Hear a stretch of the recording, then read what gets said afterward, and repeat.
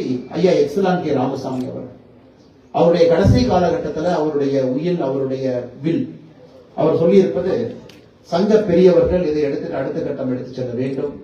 எக்ஸலான் K Ramasamy அவர்கள் அந்த அறக்கட்டளை எடுத்து நடத்த வேண்டும் என்கின்ற ஆணை பிறப்பித்த பிறகு அதை தட்டாமல் அந்த பொறுப்பை கையில் எடுத்து படிப்படியாக எல்லாவற்றையும் கூட சரி செய்து இன்னைக்கு ஸ்ரீ சுவாமி பூரண சேவானந்த் மகாராஜ் அவர்களுடைய திருவுருவ சிலையை இங்கே திறந்து வைத்து ஒரே இடத்துல இத்தனை வீர துறவிகளை எல்லாம் அழைத்து அவர்களை எல்லாம் கொண்டு வந்து இன்னைக்கு ஐயாவுக்கு பெரிய பெருமை சேர்த்துக் கொண்டிருக்கக்கூடிய திரு எக்ஸலான் கே ராமசாமி அவர்களுக்கு தனிப்பட்ட முறையில் என்னுடைய நன்றிகளை இந்த நேரத்தில் தெரிவித்துக் கொள்கின்றேன். ஒரு சீடனாக தன்னுடைய குருவுக்கு இந்த பணியை மிக சிறப்பாக செய்து கொண்டிருக்கின்றார். இதை நாம பார்த்து புரிஞ்சுக்கணும், தெரிஞ்சுக்கணுங்க. ஏன்னா சாமி அவருடைய கடைசி கட்ட வாழ்க்கையும் கூட ஒரு சோதனைக்குள்ள போய் வெளியே வந்த ஒரு வாழ்க்கை. இது எல்லா துறவிகளுக்கும் இருக்கக்கூடியதுதான். எல்லா துறவிகளுக்கும் கூட இயற்கையினுடைய சோதனை அதிகம்தான். அதை சாமி அவர்களும் கூட அந்த சோதனை அனுபவிச்சிருக்கிறாங்க. அதன் பிறகு இந்த பணியை திரு எக்ஸலான் கே ராமசாமி அண்ணன் அவர்களுக்கும் இந்த அறக்கட்டளையினுடைய எல்லா உறுப்பினர்களுக்கும் கொடுத்திருக்கிறாங்க. ஆனால் நிச்சயமாக வருகின்ற காலத்துல இந்த அன்பு இல்லம் இன்னும் சிறப்பாக, இன்னும் பெரிதாக, இன்னும் வலிமையாக வரும் என்கின்ற முழு நம்பிக்கை இருக்கிறது. துறவிகள் இங்கு இருக்கிறாங்க, சன்னியாசி பெருமக்கள் இங்கு இருக்கிறார். அனைத்தையும் துறந்து விட்டு இங்கே அமர்ந்திருக்கின்றார்கள் என்று மிக அற்புதமாக நம்முடைய மூணாவது அவங்க பேசும்பொழுது சொன்னார். அது மிக மிக முக்கியம். என காரணம் இன்னைக்கு நம்முடைய நாட்டை பொறுத்தவரை ஒரு அட்டாச்மெண்ட் டிட்டாச்மெண்ட் நம்ம எல்லோருக்கும் கூட தேவைப்படுகிறது. இந்த ஓடுகின்ற வாழ்க்கை, வேகமாக செல்லுகின்ற வாழ்க்கையில நிறைய நேரம் நாம் ஏதோ ஒரு விஷயத்தோடு ஒட்டி கொள்கின்றோம். நமக்கு ஐடென்டிட்டி இருக்கு, நான் என்கின்ற ஐடென்டிட்டி இருக்கு, செல்ஃப் அப்படிங்கிற ஐடென்டிட்டி இருக்கு. அதோடு நம்மை ஐக்கியப்படுத்திக் கொள்கின்றோம். நம்மை நாம் அதிலிருந்து பிரித்து பார்ப்பது இல்லை. யாராவது சொன்னா கூட கோபம் யாருக்கு வருவதாக நமக்கு வர்றதில்லை, நமக்குள்ள இருக்கக்கூடிய ஈகோக்கு தான் கோபம் வருது. அந்த ஈகோ என்னன்னு கேட்டீங்கன்னா அது நான் என்கின்ற ஆங்காரம், ஒரு ஐடென்டிட்டி. இன்னைக்கு இதனால் தான் சமுதாயத்துல ஏகப்பட்ட பிரச்சனைகள் நமக்குள்ள வருது. உள்ள இருக்கக்கூடிய ஈகோவையும் நான் என்கின்ற அகந்தையிலிருந்து நம்முடைய ஆத்மாவை பிரித்து பார்க்கக்கூடிய வல்லமை நிறைய பேருக்கு இல்லாத காரணத்தினால இந்தியா ஒரு ஆன்மீக பூமியாக இருந்தும் கூட, துறவிகள் வாழுகின்ற பூமியாக இருந்தாலும் கூட, சாதாரண பொதுமக்களுடைய வாழ்க்கை இன்னும் கூட முழுமையாக அந்த ஆனந்தத்தை அடையக்கூடிய வாழ்க்கை அவர்களுக்கு இல்லை. சந்தோஷத்துக்கும் ஆனந்தத்துக்கும் ஒரு சிறு வித்தியாசம் இருக்கு. சந்தோஷம் என்பது ஒரு குறிப்பிட்ட நேரத்தில் வரக்கூடியது சந்தோஷம். நல்ல உணவு சாப்பிட்றோம், சந்தோஷமா இருக்கிறோம். நல்ல ஒரு விஷயத்தை பார்த்தோம், சந்தோஷமாக இருக்கின்றோம். நம்முடைய ஐம்புலன்கள் ஒரு விஷயத்தை பார்த்தது, சந்தோஷப்பட்டது. சந்தோஷம் என்பது குறுகிய காலத்தில் இருப்பது. ஆனா ஆனந்தம் என்பது நிலைத்து தொடர்ந்து இருக்கக்கூடிய ஒரு எண்ண நிலை. இன்னைக்கு ஆனந்தத்தை நோக்கி நம்முடைய இந்தியாவில், பாரதத்துல நம்முடைய சாதாரண நம்மை போன்ற மனிதர்கள் செல்வதற்கு ஆன்மீக துறவிகள், பெரியவர்களுடைய வழிகாட்டுதல் நமக்கு தேவை. குறிப்பாக நான் என்கின்ற அகந்தையிலிருந்து, ஈகோவிலிருந்து நம்முடைய ஆத்மாவை பிரித்து பார்த்து எப்பொழுதும் நிலையாக இருக்கக்கூடிய ஆத்மா மட்டும்தான் நாம். இந்த உடைகள் வரலாம் போலாம், பொறுப்புகள் வரலாம் போலாம், கார் வரலாம் போலாம், பேங்க் பேலன்ஸ் வரலாம் போலாம், அதெல்லாம் நிலையற்றது, வரும் போகும் அப்படிங்கிற எண்ணத்தை நம்முடைய குழந்தைகளுக்கு விதைக்கணும்.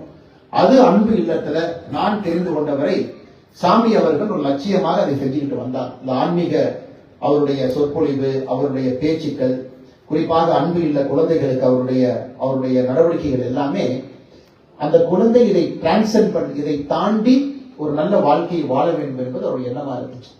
அதை நம்ம கண்டிப்பா அந்த குழந்தைகளுக்கு தொடர்ந்து கொடுக்கணும். குழந்தைகளுக்கு மட்டுமல்ல, எல்லா பெரியோர்களுக்கும் கூட, குறிப்பாக கிரகஸ்த வாழ்க்கையில, குடும்ப வாழ்க்கையில் இருக்கக்கூடிய குழந்தை குட்டிகளோடு பற்றோடு இருக்கக்கூடியவர்களுக்கு இது மிக முக்கியமா நம்ம கொடுக்கணும். காரணம், இந்தியாவில் 145 கோடி பேர், அதுல சராசரியாக ஒரு 50% மக்கள் ஆனந்தமாக வாழ்ந்தால் என்னாகும் யோசிச்சு பாருங்க. எனக்கு எத்தனை பேர் ஆனந்தமாக இந்த உலகத்தில் வாழ்வோம்? மிக மிக குறைவு. 0.000001 அப்படிங்கிற எண்ணிக்கை இருக்கலாம். இன்னைக்கு நம்முடைய நோக்கம் ஆனந்தமான ஒரு வாழ்க்கை. ஆனந்தமான வாழ்க்கை கொடுக்கணும் அப்படின்னா நிறைய விஷயத்தை நம்ம சரி பண்ணணும். ஒரு சூழலை உருவாக்கணும், பரிசரத்தை, குறிப்பா அந்த என்விரான்மெண்ட், அதை கரெக்ட் பண்ணணும். அவர்கள் செல்லக்கூடிய சாதாரண வாழ்க்கை கூட ஒரு போராட்ட வாழ்க்கையாக இன்னைக்கு மாறி இருக்கிறது. காலையில் வீட்டுல கார் எடுக்கிறாங்க, 2 வீலர் எடுக்கிறாங்க, வேலைக்கு போறாங்க, ஒரு குண்டு குடி இருக்கக்கூடிய ரோட்ல போறாங்க, திரிகிட்டே போறாங்க, ஆபீஸ் போறாங்க, அது ஸ்ட்ரெஸ்ஸா பாக்குறாங்க. அங்க இருக்கக்கூடிய சீனியர்ஸோட அவர்கள் இருக்கக்கூடிய பணிச்சுமை என்பது அந்த வேலையை என்ஜாய் பண்ணி பண்ணாதனால அதையும் பணிச்சுமையா பாக்குறாங்க. எப்படா சனிக்கிழமை ஞாயிற்றுக்கிழமை வரும் அப்படின்னு ஜென்சி பாக்குறாங்க. இன்னைக்கு நிறைய பெங்களூர்ல ஸ்டார்ட் அப் கம்பெனிஸ்ல ஹைரிங் பிராக்டிஸ் பாத்தீங்கன்னா இந்த ஜென்சி குழந்தைகள், அதாவது 1997க்கு பிறகு பிறந்தவர்களை ஜென்சி நாம் அழைக்கிறோம்.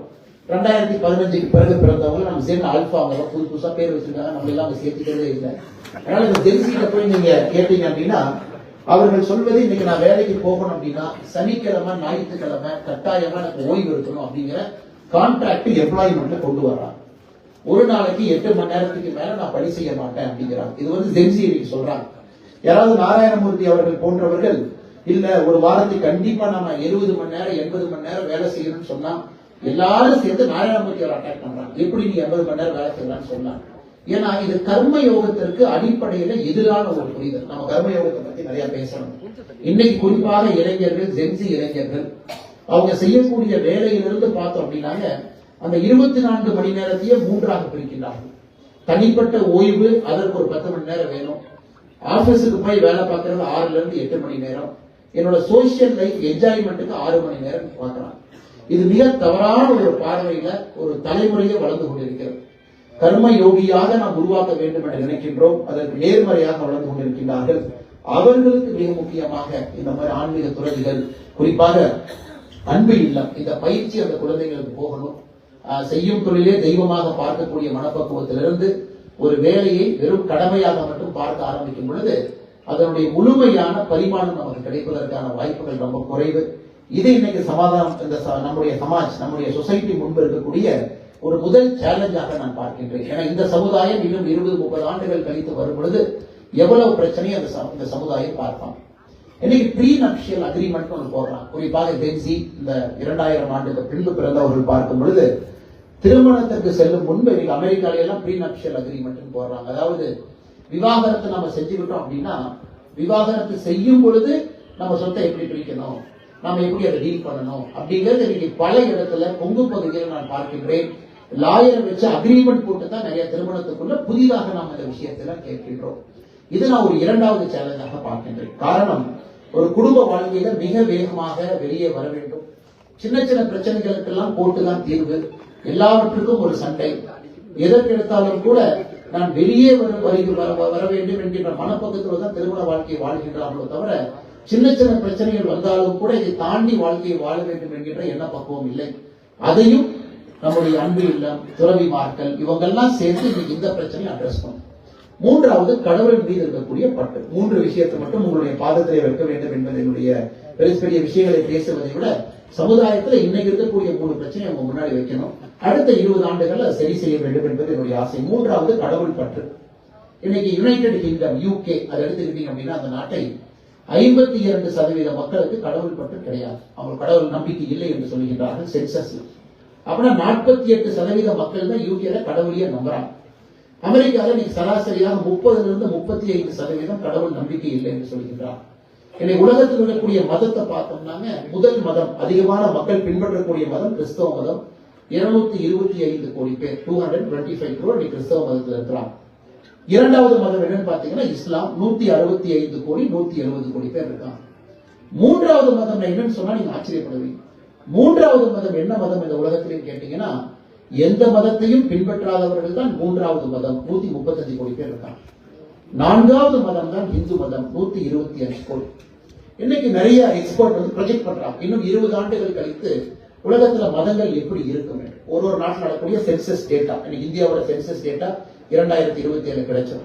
அவங்க சொல்வது 2050 2055 முடியும் பொழுது உலகத்தினுடைய மிகப்பெரிய மதமாக இஸ்லாமிய மதம் இருக்கும். இஸ்லாமிய மதம் இந்த உலகத்தினுடைய மிகப்பெரிய மதமாக, முதல் மதமாக இஸ்லாமிய மதம் இருக்கும். 2வது மதமாக கிறிஸ்தவ மதம் இருக்கும். 3வது மதமாக எந்த மதத்தையும் பின்பற்றாதவர்கள் இருப்பார்கள். இந்து மதத்தை பொறுத்தவரை 2055 கூட அதே இடத்துல இந்து மதம் இருக்கும். 120 125 கோடி பேருக்குள்ள இருப்பாங்க. இதுல பல பிரச்சனைகளை உங்கள் முன்னால் நான் வைக்கின்றேன். நாம் எந்த மதத்திற்கும் எதிரானவர்கள் கிடையாது. சனாதன தர்மம் என்று சொன்னாலே சன தன, அதுல 2 வார்த்தைகள் இருக்கு. சன என்று சொன்னால் டைம்லெஸ், தன என்று சொன்னால் எப்பொழுதும் நிலைத்து இருக்கக்கூடிய சனாதன, அதை சனாதன தர்மம் என்று சொல்லுகின்றோம். இந்த சனாதன தர்மம் நாம் திரும்ப பின்னாடி போனோம் அப்படின்னா வேதங்கள் தொகுத்து வழங்கப்பட்ட பொழுது அந்த பணியை 4 ரிஷிகள் எடுத்துக்கொண்டார்கள். ஒரு ரிஷியினுடைய பெயர் சனாதனமாக இருந்து சனாதன தர்மம் என்கின்ற பெயர் அங்கிருந்து வருதுங்க. 4 வேதங்களை தொகுத்த ஒரு ரிஷியினுடைய பெயரும் கூட, தொகுத்த ஒரு ரிஷியாக இருந்தாலும் கூட அந்த பொறுப்பை 4 ரிஷிகளுக்கு கொடுத்தாங்க. சதானனா, சனாதனா என்கின்ற 4 ரிஷிகள், ஒரு ரிஷி பெயர் சனாதனா. நம்முடைய மதத்தை பொறுத்தவரை எதையும் நிலைத்து நிற்கக்கூடிய ஒரு மதம். இன்னைக்கு நாம ரிலீஜியன் என்கின்ற ஐடென்டிட்டிக்குள்ள கொண்டு வந்துட்டோம். இதை நாம் ரிலீஜியன் என்கின்ற ஐடென்டிட்டி. சுவாமி விவேகானந்தா அவர்கள் மிக மிக கடுமையாக இதை எதிர்த்தாங்க. யார் எதிர்த்தாங்களோ இல்லையோ, இந்த மாடர்ன் ஸ்பிரிச்சுவல் மாஸ்டர்ஸ் கடந்த 250 ஆண்டுகளில் விவேகானந்தா அவர்கள் கடுமையாக எதிர்த்தாங்க. இந்த பிரச்சனைக்காகத்தான் அவங்க எதிர்த்தாங்க. மதம் என்கின்ற கோட்பாட்டுக்குள்ள ஒரு வாழ்வியல் முறையை கொண்டு வரும் பொழுது பிரச்சனைகள் வரும், இன்னும் 100 ஆண்டுகள் கழித்து வரும் என்பதை விவேகானந்தா அவர்கள் பல இடத்துல பேசியிருக்கிறார். ஆனாலும் வேர்ல்டு பார்லிமெண்ட் ஆஃப் ரிலிஜன் சிகாகோவில் விவேகானந்தா அவர்கள் பேசும் பொழுது அவருக்கு முன்பு பல பேர் பேசினாங்க. 18வது தான் விவேகானந்தர் பேசினாங்க. 17 பேர் மதம் மதம் பேசினாங்க. எல்லா மதத்திலிருந்து வந்தவர்கள் என் மதம் பெரிது, என் மதம் பெரிது, என் மதம் பெரிது. அப்ப விவேகானந்தா அவர்கள் சொன்னார்கள், நீங்க இன்னைக்கு மதம் என்கின்ற வார்த்தையை பயன்படுத்துறதுனால நானும் என்னை போர்ஸ் பண்ணி, நானும் என்னை புஷ் பண்ணி மதம் என்கின்ற வார்த்தை இந்து மதத்துக்கு நானும் பயன்படுத்த வேண்டிய கட்டாயம் நடக்கிறது. நீங்கள் மதம் என்கின்ற வார்த்தையை சொல்றதுனால நான் சொல்லுகின்றேன், உங்களுடைய மதத்திற்கெல்லாம் தாய் மதமாக இருக்கக்கூடிய மதத்திலிருந்து இங்கே நான் துறவியாக பேசுகின்றேன் வார்த்தையை பயன்படுத்தலாம். அந்த ஒரு லைனுக்கு பின்னாடி 1000 பொருள் இருக்கும். விவேகானந்தர் அவர்களே சிகாகோவில் மதம் என்கின்ற வார்த்தையை மற்றவர்கள் பயன்படுத்திய காரணத்திற்காக, புரிதலுக்காக அவர் பயன்படுத்தினார். உங்களுடைய மதத்திற்கெல்லாம் தாய் மதம் என்று சொன்னால் அவர் பெருமைப்படுத்துவதற்காக சொல்லவில்லை. அவர் சொன்ன காரணம், நான் சார்ந்திருக்கக்கூடிய வாழ்வியல் முறை என்பது ஆதியில் இருந்து இருக்கக்கூடியது, ஒரு டைம்லெஸ் பிலாசபி. ஒரு மனிதன் தன்னுடைய வாழ்க்கையை எப்படி வாழ வேண்டும் என்று சொல்லக்கூடிய தத்துவ இடத்திலிருந்து நான் வந்திருக்கிறேன் என்று சொல்லுகின்றார். எதற்காக நான் திரும்ப திரும்ப சொல்றேன்னாங்க, இன்னைக்கு அது இஸ்லாம் மதம் பெரிய மதமாக இருந்தாலும், 2055ல கிறிஸ்தவ மதம் 2வது பெரிய மதமாக இருந்தாலும் கூட சனாதன தர்மத்தினுடைய கோட்பாடுகள் இன்னைக்கு இஸ்லாம் மதத்திற்கும் கிறிஸ்தவ மதத்திற்கும் செல்ல வேண்டிய கட்டாயம் இருக்கிறது. நான் சொல்றதை மறுபடியும் திரும்ப சொல்றேன். சனாதன தர்மத்தினுடைய அடிப்படை கோட்பாடுகள் மற்ற மதத்திற்கும் செல்ல வேண்டிய கட்டாயம் இந்த உலகத்திற்கு இருக்கு. ஏன்னா சண்டை ஆரம்பித்திருக்கின்றோம். கிட்டத்தட்ட 100 ஆண்டுகள் கழித்து பெரிய பெரிய சண்டைகளை பார்க்கிறோம். கிளாஷ் ஆஃப் சிவிலைசேஷன், 2 மதங்கள் மோதிக்கொள்கிறது. ஜூயிஷ் மதமும் இஸ்லாம் மதத்தையும் பார்க்கிறோம். ராக்கெட் முதல்ல பக்கத்துல இருந்து அந்த காம்பவுண்டுக்கு போற ராக்கெட் இன்னைக்கு கண்டங்கள் தாண்டி வருது, கான்டினென்ட்டை தாண்டி கண்டங்கள் வருது, அதையும் பார்க்கிறோம். ராக்கெட் வருது. ஒரு அமெரிக்காக்காரங்க B-52 பாம்பர் பிளேன் அனுப்புறாங்க, 2 கான்டினென்ட்டை தாண்டி குண்டு போட்டு வருது. அதனால இன்னைக்கு நாம ஒரு நிலையில்லாத ஒரு உலகத்துல இருக்கோம். எந்த நேரத்துல வேண்டுமானாலும் தீப்பெட்டியை பற்றுவது போல யாரு வேண்டுமானாலும் சண்டை போட்டுக் கொள்ள முடியும் என்கின்ற இடத்துல இருக்கும் பொழுது நம்முடைய இந்து வாழ்வியல் நெறி மற்ற மதங்களுக்கு சில போதனைகளை நம்மால் கொடுக்க முடியும். அதற்கு மற்றவங்க மாதிரி நாம பிரீச் பண்றோம், மிஷினரி ஆக்டிவிட்டி பண்றோம் கிடையாது. நம் மதத்தில் இருக்கக்கூடிய சனாதன தர்மத்தினுடைய கோட்பாடுகள் உலகத்திற்கு நாம் கொண்டு சேர்க்கும் பொழுது மட்டும்தான் இந்த உலகத்துல அமைதி நிலவும். அது எந்த மாற்று கருத்தும் இல்லை. அதனாலதான் ஒரு முறையும் நாம் ஒரு பிரேயர் பண்ணி முடிக்கும் பொழுது கூட ஓம் சாந்தி சாந்தி சாந்தின்னு சொல்றோம். உலகத்துல எந்த மதத்திற்கும் கூட இந்த கோட்பாடு கிடையாது. அதாவது எல்லோரும் நல்லா இருக்கும், எல்லா உயிரினங்களும் நல்லா இருக்கும், எல்லோரும் நன்றாக இருக்க வேண்டும் என்று வேண்டக்கூடிய வாழ்வியல் நெறியில பிறந்திருப்பவர்கள் இந்த பாரத தேசத்துல மட்டும்தான் இருக்கிறாங்க. வேற எங்கேயுமே கிடையாது. அவங்க நல்லா இருக்கலாம், அவங்க குடும்பம் நல்லா இருக்கலாம் வேண்டுகின்ற இடத்துல. அதனால் இதை குறிப்பாக நம்முடைய இளைஞர்கள் இன்னும் ஆக்ரோஷமாக இதை எடுத்துக்கிட்டு போகணும்.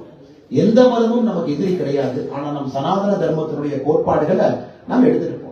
குறிப்பா தமிழகத்துல இன்னைக்கு நிறைய அரசியல்வாதிகள் வடக்கு தெற்கு அப்படிலாம் நிறைய பேசுறாங்க. நாம் வேறு நீங்க வேறுன்னு பேசுறாங்க. அவர்களுக்கு நான் ஒரே ஒரு வார்த்தையை மட்டும்தாங்க சொல்றேன். நம்முடைய துணைக்கண்டத்தை பொறுத்தவரை, பாரத தேசத்தை பொறுத்தவரை 5500 ஆண்டுகளுக்கு முன்பு மகாபாரதம், குறிப்பா கீதை, நம்ம எல்லோருக்குமே தெரியும். இந்த மாசம் கீதைக்கான மாதம் இது. 5500 ஆண்டுகளுக்கு முன்பு சொல்லப்பட்டது. இந்த மகாபாரதத்தை முழுமையாக பார்க்கும் பொழுது இன்னைக்கு நம்ம நிறைய பேர் மகாபாரதம்னா குருஷேத்திர யுத்தத்துல சண்டை போட்டதை மகாபாரதம் என்று எடுத்துக் கொள்கின்றோம். அது மகாபாரதத்தில் இருக்கக்கூடிய ஒரு பாகம். ஜெயா என்கின்ற பாகம் மட்டும்தான் குருஷேத்திர யுத்தம். இந்த மகாபாரதம் கிட்டத்தட்ட 1,10,000 ஸ்லோகனுக்கு மேல இருக்கு. அது மிகப்பெரிய ஒரு இதிகாசம். அதுல எல்லாமே இருக்கு. நம்முடைய ஜியோகிராபி இருக்கு, நம்முடைய ஹிஸ்டரி இருக்கு, யாரெல்லாம் நம்மை ஆண்டிருக்கின்றார்கள் என்று இருக்கு. அதனால அந்த ஜெயா பகுதி வரும் பொழுது, பீஷ்ம பருவா அந்த பகுதி ஜெயா வரும் பொழுது சஞ்சயா திருதராஷ்டிர ராஜாக்கு சொல்றார் என்ன நடக்குதுன்னு. அவருக்கு ஒரு டிவைன் பவர். அப்ப சஞ்சயா சொல்லிக்கிட்டே வர்றார். திருதராஷ்டிர கேட்கிற என்ன நடக்குதுன்னு. குருஷேத்திரம் தெரியுது, 2 ஆர்மி தெரியுது, எத்தனை ரதம் இருக்கு தெரியுது, எல்லாமே சொல்லும் பொழுது சஞ்சய் அவரோடு நிற்கல. இன்னும் ரொம்ப டீப்பா போறாங்க. பீஷ்ம பருவத்துல சாப்டர் 6ல இருந்து சாப்டர் 16 வரை இன்னும் டீப்பா போறாங்க. பரத கண்டத்தையே அவர் சொல்றார், எப்படி இருக்குன்னு சொல்றாரு. இது பாருங்க, இவ்வளவு பெரிய ஜியோகிராபிக்கல் லேண்ட்மார்க்ஸ்ல குருஷேத்ரா என்கிற சின்ன புள்ளியில சண்டை போடுறோம். இந்த ஜியோகிராபிக்கல் லேண்ட்மார்க்ஸ் எப்படி இருக்குன்னு டிஃபைன் பண்றாங்க. இதுல கிட்டத்தட்ட 220 ராஜாக்கள் இங்க இருக்கிறாங்க. 80 மவுண்டெயின் ரேஞ்சஸ் இருக்கு. 30 பெரிய குளங்கள் இருக்கு. அப்படின்னு நம்முடைய நாட்டை முழுமையா டிஸ்கிரைப் பண்றாங்க. கலிங்க ராஜாவில இருந்து ஆரம்பித்து எல்லாத்தையுமே சொல்றாங்க. அது பீஷ்ம பருவத்துல மிகச் சிறப்பாக இந்த பரத கண்டத்தை வடிவமைத்திருக்கிறார்கள். நார்த் எது, சவுத் எது, ஈஸ்ட் எது, வெஸ்ட் எது. அது இன்னைக்கு எடுத்து பாத்தீங்கன்னா அவர் சொல்லி இருக்கக்கூடிய எல்லா மவுண்டன் ரேஞ்ச், பாமீர் மவுண்டன் ரேஞ்சில் ஆரம்பிச்சு தண்டகாரணியால இன்னைக்கு இருக்கக்கூடிய இயற்பியல் தண்டகாரணியா ஃபாரஸ்ட் ரேஞ்ச் வரைக்கும் அதை நீங்க மேப் பண்ணி பாத்தீங்கன்னா இன்னைக்கு அகண்ட பாரதம் என்று எதை சொல்லுகின்றோமோ அதை மகாபாரதத்துல சஞ்சயா திருதராஷ்டிர மன்னருக்கு எடுத்து சொல்றாங்க. இதுக்குள்ள மக்கள் வசிக்கிறாங்க, இவங்கதான் பாரத் வர்ஷா, பாரத வாசிகள். இது இந்த கண்டத்தை நாம் பரத கண்டோம் என்று சொல்லுகின்றோம் என்று. இதற்காக இதை நான் சொல்லுகின்றேன் என்றாலுங்க, நாம் ஒருவரும் புரிந்து கொள்ள வேண்டும். ஒரு மிகப்பெரிய பாரம்பரியம் இருக்கக்கூடிய இந்த மண்ணுல, இந்த புண்ணிய சேத்திரத்துல எப்பொழுதும் துறவிகள் இருக்கக்கூடிய மண்ணில், உலகத்துல எங்கேயுமே துறவிகள் கிடையாது. இந்த ஒரு பரத கண்ட இந்த அகண்ட பாரதத்துக்குள்ள மட்டும்தான் நாம் துறவிகளை பார்க்க முடியும். அது இன்னைக்கும் தாய்லாந்து போனோம்னா மதம் மாறி இருக்கலாம், புத்திஸ்ட் பிச்சுக்குள்ள பார்க்கலாம். மியான்மர் போனா அவங்க மதம் வேறு மதமாக இருக்கலாம், ஆனா துறவிகளை பார்க்கலாம். இந்த துறவிகள் என்கின்ற அடையாளமே இந்த பாரத கண்டத்திற்குள்ள, இந்த எக்ஸ்டெண்டட் பாரத் தேசத்துக்குள்ள மட்டும்தான் துறவி என்கின்ற வார்த்தையா இருக்கு. வேற எங்கேயுமே துறவிகள் கிடையாது. காரணம், தன்னை தாண்டி ஒரு உலகம் இருக்கு, தன்னை தாண்டி உயிரினங்கள் இருக்கின்ற வாழக்கூடிய துறவிகள் இங்க இருக்கிறான். இந்த செய்தியை நாம் எல்லோரும், நம்மை போல கிரகஸ்த வாழ்க்கையில் இருக்கிறவங்க, குடும்பத்தோடு வாழ்பவர்கள், சமுதாயத்துல ஏதோ ஒரு பணியை செய்து கொண்டிருப்பவர்கள், நம்முடைய பொறுப்பு மற்ற மதத்திற்கும் நாம் எடுத்து சொல்லணும். ஒரு உயிரினங்கள் என்பது கிறிஸ்டியன் ஃபேத்ல பாத்தீங்கன்னா God created man and God created other animals for the enjoyment and pleasure of man அப்படின்னு கிறிஸ்டியானிட்டியுடைய அடிப்படை தத்துவம், அப்ராஹ்மிக் ரிலிஜனுடைய தத்துவம்.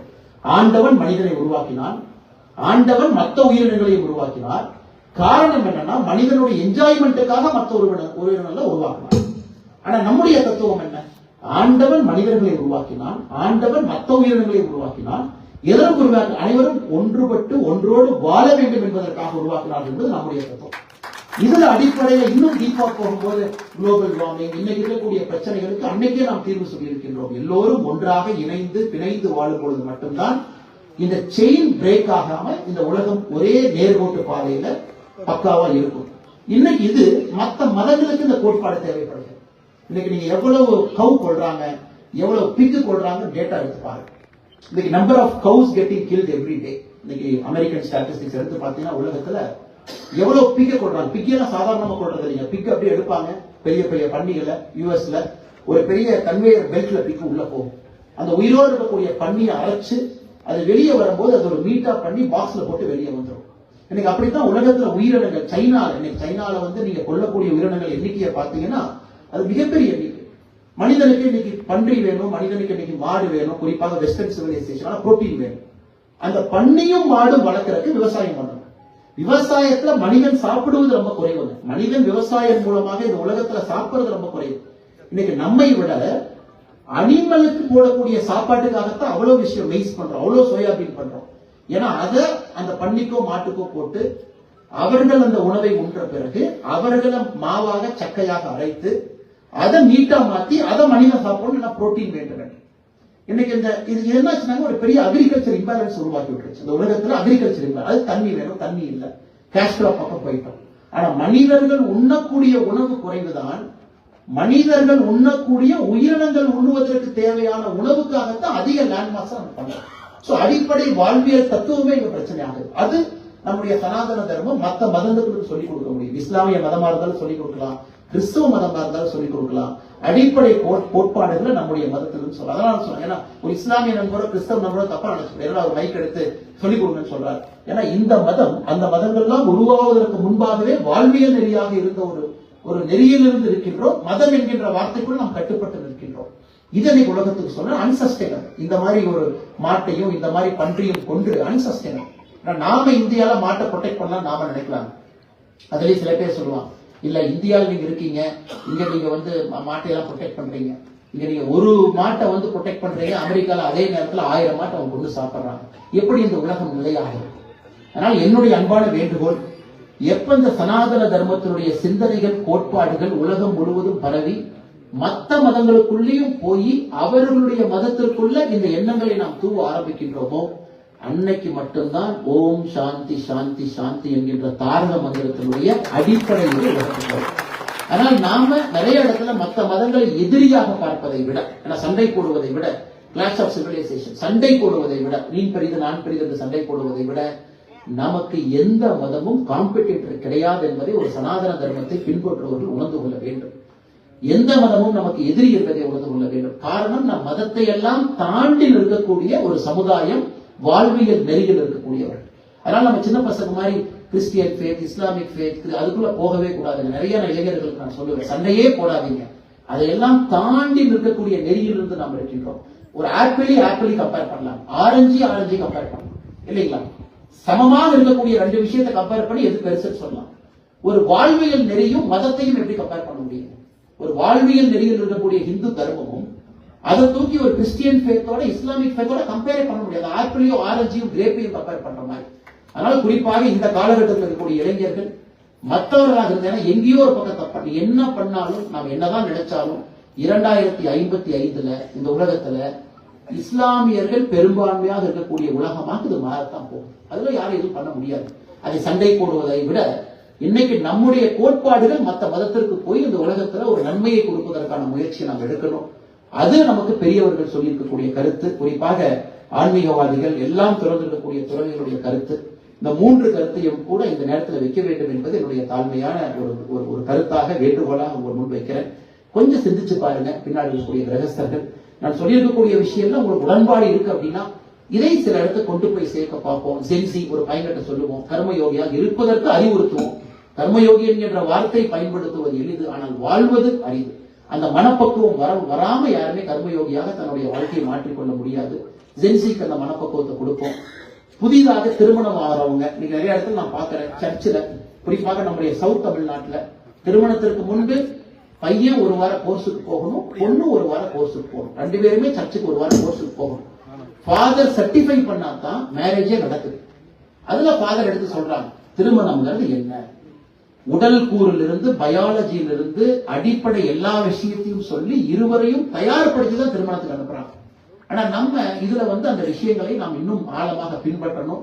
குறிப்பாக இந்து சமுதாயத்துலதான் டைவர்ஸ் ரேட் இன்னைக்கு அதிகம். ஸ்டாட்டிஸ்டிக்ஸ் எடுத்து பார்த்தீங்கன்னா மற்ற சமுதாயத்தை விட இந்து சமுதாயத்துல டைவர்ஸ் ரேட் அதிகமாகிக் கொண்டிருக்கிறது. அது 2வது கருத்து. அதையும் நாம் எல்லோரும் சேர்ந்து சரி செய்ய வேண்டிய கட்டாயம் நமக்கு இருக்கு. 3வது, உலகத்துல மதங்களுடைய வளர்ச்சி, அதுல சனாதன தர்மத்தினுடைய பங்கு இன்னும் 20 ஆண்டுகள் கழித்து எப்படி இருக்கணும், உலக அமைதிக்கு நாம் என்ன செய்ய வேண்டும் என்ற ஒரு கருத்தை உங்க முன்னாடி வச்சிருக்கிறேன். இதை நீங்கள் அன்போடு இதை ஆராயணும், யோசிக்கணும். இதன் மூலமாக ஏதாச்சும் விஷயங்களை செய்ய வேண்டும் என்று நினைத்தால் நீங்க செய்யணும். மற்றும் ஒரு முறை நடையில் இருக்கக்கூடிய எல்லா அன்பு தலைவர்களுக்கும்